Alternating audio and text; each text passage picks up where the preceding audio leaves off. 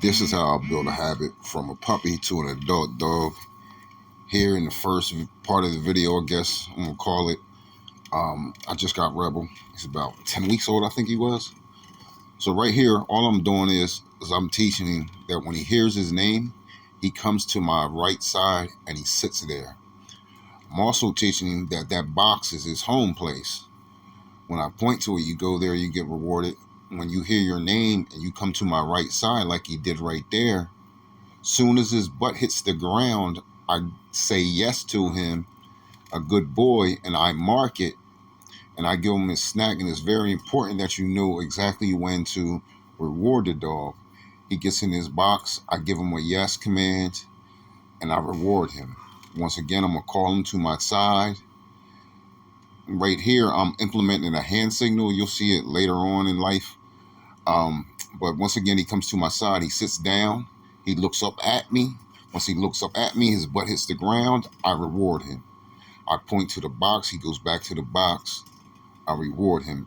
And what I'm doing here is I'm just building a habit that later on in life, he'll always come to my right side. I have a grown female dog whose side is my left. When I call her, her name automatically means come here as fast as you can, sit down on my left hand side.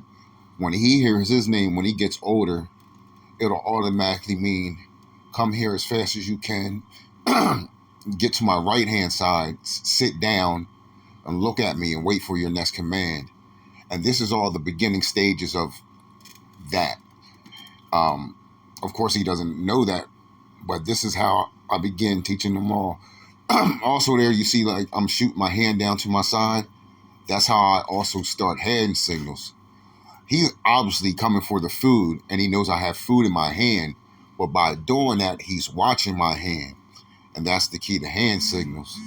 And see here, he's a little bit older. I think he's about 4.5, maybe 5 months. See how he's already sticking to my leg? It's dinner time. I don't let them just go get their food. I make them do this also. He has to look at me. Once he looks at me, I tell him to lay down. See right there, I'm practicing him listening, doing other commands. He looks at me again. I release him to go get his food. Here, he's way older. He's a grown dog.